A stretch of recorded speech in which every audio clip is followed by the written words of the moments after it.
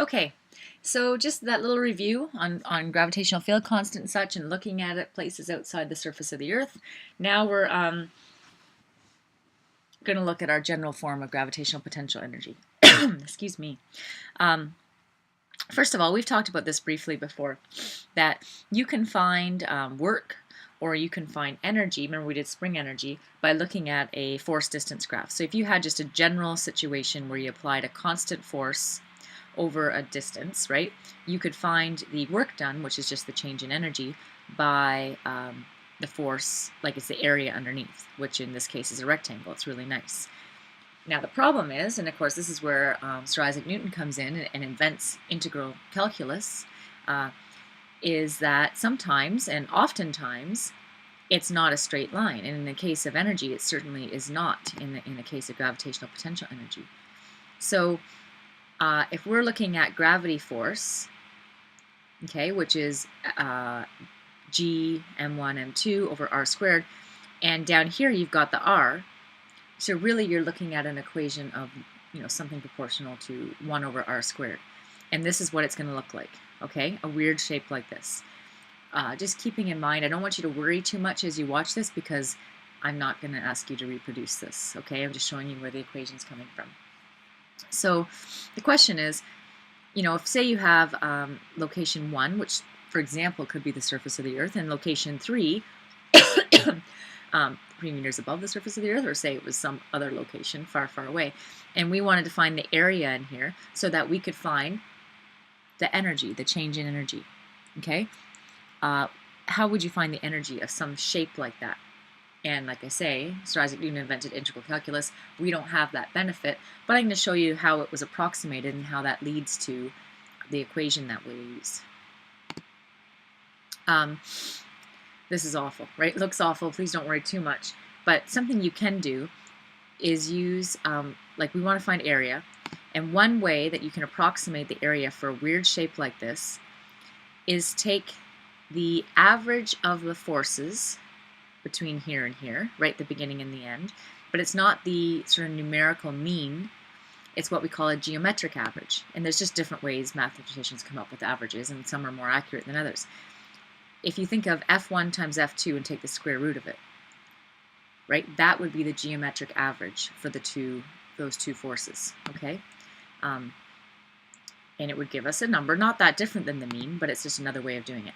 And then to find the area, you take that and you multiply it by the difference in the radius, right, the two distances here, this distance here, r2 minus r1.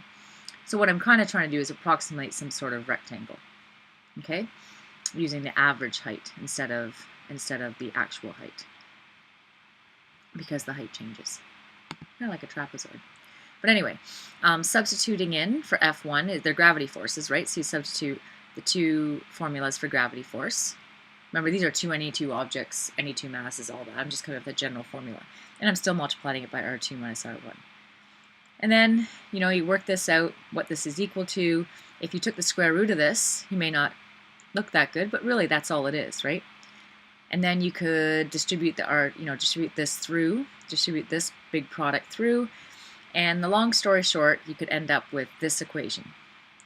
Well, gravitational potential energy at any one location, it's kind of like the force times the distance. This is the difference between the gravitational potential energies, right? The change in, it's Eg2 minus Eg1. That's the change in, right? Well, that would be equal to, if I take the minus of both and rearrange it, this is the formula. And what that gives us is this is the general formula for gravitational potential energy, which kind of makes sense because energy, kind of like work, is a force times a distance.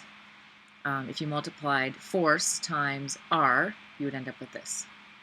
So it's an ugly formula, but it is what it is. And note, and the negatives really throw you off. And the negatives were something that physicists sort of implied they put into the process to make the numbers look right. Okay, because what's a negative energy? How do you even picture that, right? And I think the short answer is don't bother trying. You'll hurt yourself. Okay, so just let me go through some questions. So what is the change in GPE for an astronaut of that mass if they're lifted from the surface of the Earth to an altitude of 440,000 kilometers? Well, using the change in formula, then if you trust me that there's a negative there, g is just 6.67 times 10 to the 11, mass of the Earth, the mass of our astronaut, and the r is the radius of the Earth plus the altitude, right? That's how far he is at the end, or she, right? And at the beginning, she or he is at the surface of the Earth, so that's why the r is that. Other than that, it's the same. And you get a positive number. The gravitational potential energy of this astronaut has changed by 2.6 times 10 to the 8 joules. Okay. Another one. What if we wanted to find the gravitational potential energy of this system, of the Earth and the Moon? That's a weird question, but if you did want to, you'd have to know the mass of the Moon, and this is actually giving it as a ratio. It's 0.0123 times the mass of the Earth, and you'd have to know the distance, center to center distance, and that's what this number tells us, okay?